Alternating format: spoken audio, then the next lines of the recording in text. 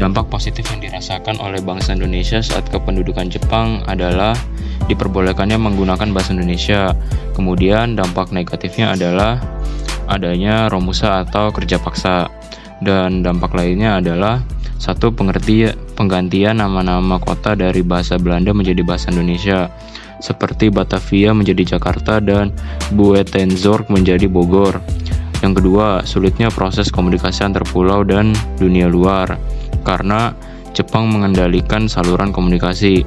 Yang ketiga ialah diterapkannya tradisi kerja bakti massal yang disebut dengan kebijakan Kinrohoshi. Dan yang keempat adalah diterapkannya kebijakan Seikirin atau penghormatan kepada Kaisar Jepang Tanoheki dengan cara membungkukkan 90 derajat setiap pagi ke arah matahari terbit. Budaya. Pada bidang ini, masyarakat Indonesia dipaksa melakukan penghormatan kepada Tenno Heika, kaisar yang dianggap sebagai keturunan Dewa Matahari. Ritual tersebut dilakukan dengan membungkukkan badan tepat ke arah kaisar yang berada di arah matahari terbit, dikenal sebagai budaya Seikirei. Kala membungkukkan badan, masyarakat juga disuruh untuk menyanyikan lagu kebangsaan negara Jepang, yakni Kimigayo. Kebiasaan yang sudah terkesan asing dalam budaya Indonesia pada akhirnya ditentang oleh beberapa ulama, bahkan hingga munculnya pertempuran. Dampak positif, Jepang telah memberikan kebebasan kepada bangsa Indonesia untuk menggunakan bahasa Indonesia sebagai bahasa pengantar, bahasa komunikasi, budaya penulisan, dan sebagainya. Sebaliknya, bahasa Belanda tidak boleh digunakan.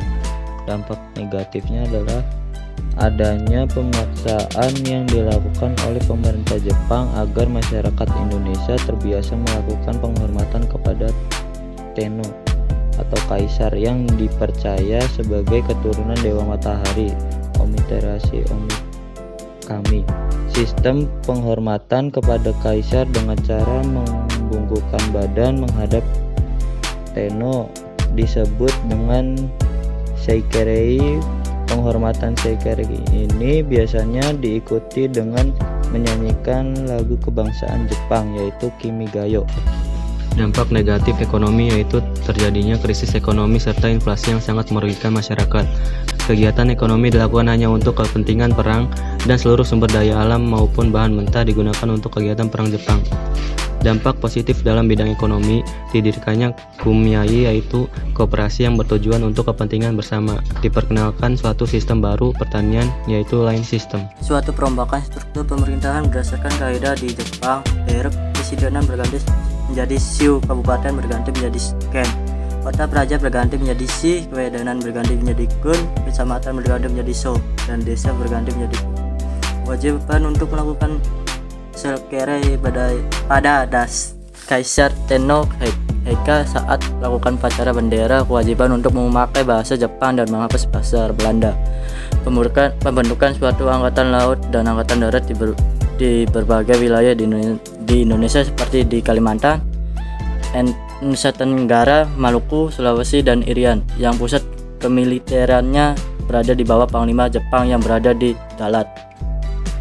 Vietnam pembentukan suatu organisasi berbasis propaganda yang bertujuan untuk menarik hati rakyat. Organisasi tersebut adalah PETA, Gerakan 3A, yang justru meningkatkan suatu nasionalis. Berikut ini dampak positif di bidang politik pada masa pendudukan Jepang. 1. Orang Indonesia diberi kebebasan untuk menggunakan bahasa Indonesia sehingga bahasa Indonesia mulai dikenal oleh masyarakat. 2. Mulai muncul semangat nasionalisme karena pada waktu itu Jepang juga membenci semua yang berbau Belanda.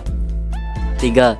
Dibentuknya BPU PKI dan PPKI sebagai bukti janji Jepang ke Indonesia dalam mempersiapkan kemerdekaan.